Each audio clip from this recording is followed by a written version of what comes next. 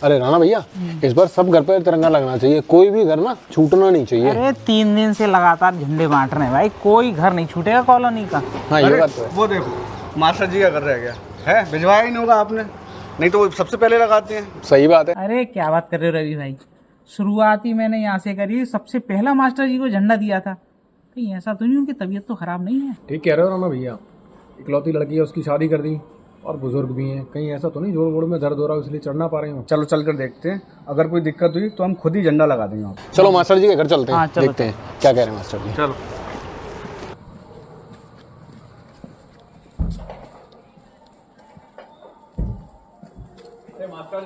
हाँ जी, आया आया अभी आया। ओहो, सोसाइटी के सारे रत्न एक साथ, आओ अंदर आ जाओ। चलो आओ आओ, इधर बैठो, आ जाओ। मास्टर जी आपकी तबीयत तो ठीक है?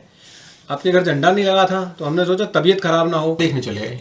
अरे नहीं नहीं, मैं बिल्कुल ठीक हूँ, ऐसा कुछ नहीं। फिर इस बार आपके यहाँ झंडा क्यों नहीं लगा, जबकि कॉलोनी में सबसे पहले आपके यहाँ लगता है? क्या झंडा लगाऊं, कब तक झूठ को सच मानता रहूं, अब झूठ का बोझ सहन नहीं होता। ये मास्टर जी आप क्या कह रहे हैं, हमको समझ नहीं पाए। अगर 26 जनवरी पे झंडा फहराना सब झूठ लगता है, ऐसा लगता है जैसे अपनी आंखों में धूल झोंक रहे हैं। अरे मास्टर साहब, आप तो शिक्षक हैं, विद्वान हैं, इतनी क्लिष्ट चीजें हमारी समझ में तो नहीं आती हैं। कुछ आसान शब्दों में समझाएं तो समझ में आए, कुछ आसान भाषा में समझा दीजिए। अच्छा, तो अब आसान भाषा में समझ लीजिए। मैं तुम्ही से पूछता हूँ, जिस आज़ादी के लिए हमारे पुरखों ने जान दे दी, क्या सचमुच वो आज़ादी हमें मिल गई? अगर मिल गई है तो बताओ, हमारे 70% किसान जो हमारे अन्नदाता हैं, उनको फसल की पूरी कीमत क्यों नहीं मिल रही? वो अन्नदाता हमारे देश के अंदर आत्महत्या करने को मजबूर क्यों हुए हैं? अपने हक की आवाज़ उठाने वाले किसान आज लाठियाँ क्यों खा रहे हैं? देश के नौजवान जो देश का भविष्य हैं, उनको नौकरियाँ नहीं हैं। हर विभाग में बिना रिश्वत दिए कोई काम नहीं हो रहा। दहेज के लिए बेटियां आज भी क्यों जला दी जाती हैं? बहन बेटियों के साथ बलात्कार क्यों नहीं रुक रहे? आए दिन मासूम बेटियों की लाशें क्यों मिल रही हैं?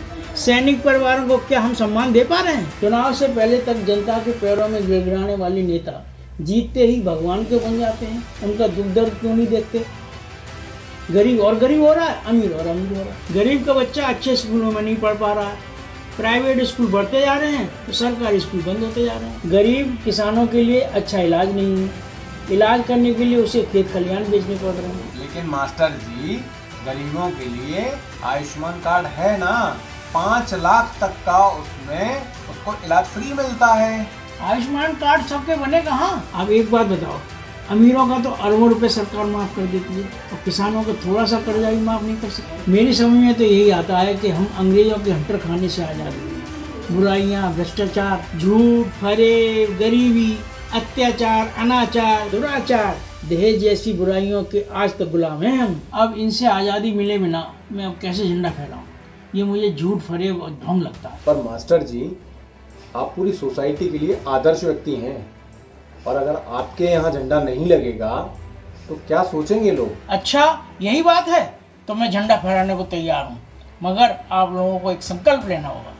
वो क्या? संकल्प ये है कि जहाँ भी आप बुराई देखें, भ्रष्टाचार देखें, उसके खिलाफ अपनी आवाज़ जरूर उठाएं।